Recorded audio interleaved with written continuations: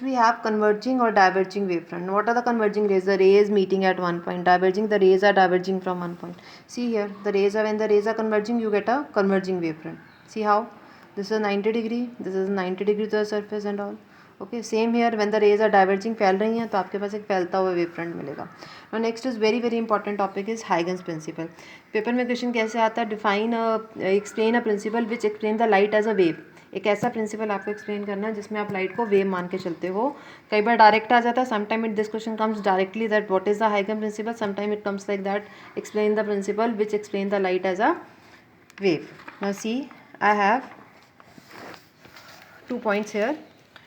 Each source of a light as a center of disturbance from which the light spread in all the direction, all the particles equidistant from the source vibrating in a same place lying on a surface known as a wavefront. This is a simple definition of wavefront. Suppose this is a primary source of light. It sends the disturbance in all the directions. After time t, join the path. This is a locus. Locus means path. When you join them, this give rise to the wavefront. Now here it is called as primary wavefront. What it is called as?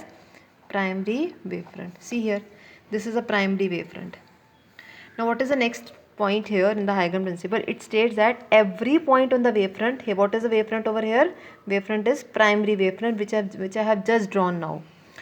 Every point on a primary wavefront act as a new source of disturbance, means act as a new source of light which further produces the secondary wavelets. Now see here, this is the source of light, this is a wavefront. I am not considering the back one, the reason I will tell you afterwards.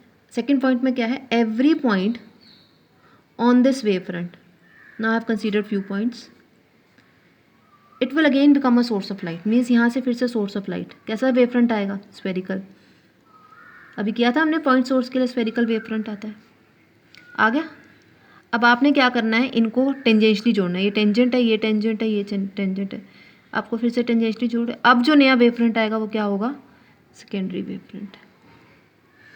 अब इसके ऊपर backward नहीं लेना, because there is no propagation of light in back direction, means energy कभी backward flow नहीं करती. ये theoretical भी हमें पता है, energy, light is energy, energy कभी बैकवर्ड फ्लो नहीं करती. इस वजह से आप बैकवर्ड प्रोपेगेशन नहीं ले रहे हो.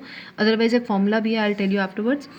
नो सी हियर, अब इस पर क्या होगा? हर पॉइंट क्या करेगा? Act as a prime source of a light, new source of light. फिर से यहाँ वेव फ्रंट ड्रॉ करेंगे आप, फिर से आप इनको टेंजेंशली ज्वाइन करोगे. तो कैसे वेव चल रही है? In the form of wave front. Light कैसे चल रही है? In the form of wave fronts. Now why we are not considering, see, every particle is traveling. We have taken all the particles should reach here at the time t. इन सब की speed भी क्या होगी? They travel with the speed of light, that is c. Okay, now why we have not considered the backward limitation of the backward wave front. Actually क्या होता है, जो लाइट आ रही है यहाँ पर, जो लाइट यहाँ पर आगे आ रही है, उसकी इंटेंसिटी का फॉर्मूला होता है आपके पास 1 + cos θ/2. जब आप बैकवर्ड प्रोपेगेशन की बात करते हो तो थीटा क्या हो जाता है? 180 डिग्री.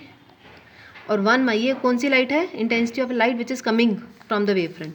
अब जब आप बैकवर्ड प्रोपेगेशन की बात करते हो, थीटा 180 हो गया. 180 cos 180 is -1, so 1 - 1 is 0. That means intensity in the backward direction is consider to be 0. So that's why we do not consider the backward propagation of wave front. हम पिछले wave front को consider नहीं करते कि पीछे भी जा रहा है.